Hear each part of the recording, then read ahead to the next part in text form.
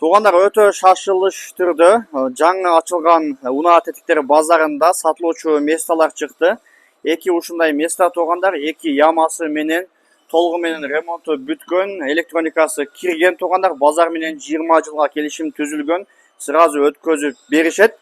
Ар биринин баасы туугандар 470 миң сомдон бааланып жатат. Албетте кичине иншалла сүйлөшүү жолдору болсо керек.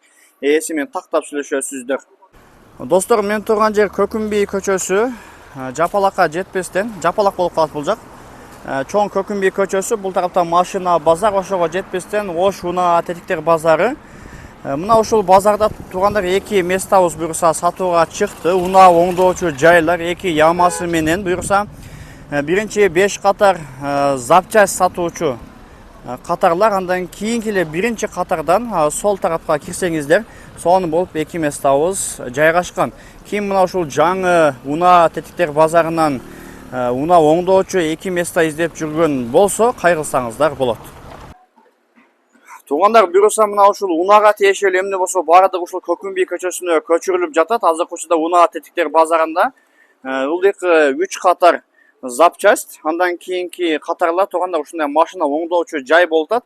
Машина оңдоочу жайдан эсептегенде биринчи катар туугандар. Биринчи катардан эле башка жолдон оң жакка бурулсаңыздар, мына ушул катарда сатыла турган эки окшош местабыз жайгашкан. Мына ушул эки места туугандар азыркы учурда эшиги жабык. Бирок сиздерге мындай айтканда пример катары, өрнөк катары ушуну көрсөтүп кетем. Кудду эле ушундай эки места толугу менен ремонту бүткөн, эки ямасы бар ушундай. Электроникасы кирген туугандар. Усталар болсо иштетип, ушундай иш алып кетем дегендер болсо, чалыңыздар, жазыңыздар, жакшы бага кылып берет иншалла. Баасы ар биринин баасы 470 миң сомдон бааланды. Базар менен 20 жылга договор түзүлгөн.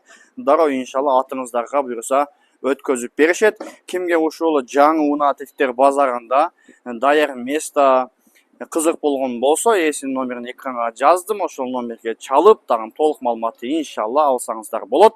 Жалпыңыздарга ассаламу алейкум.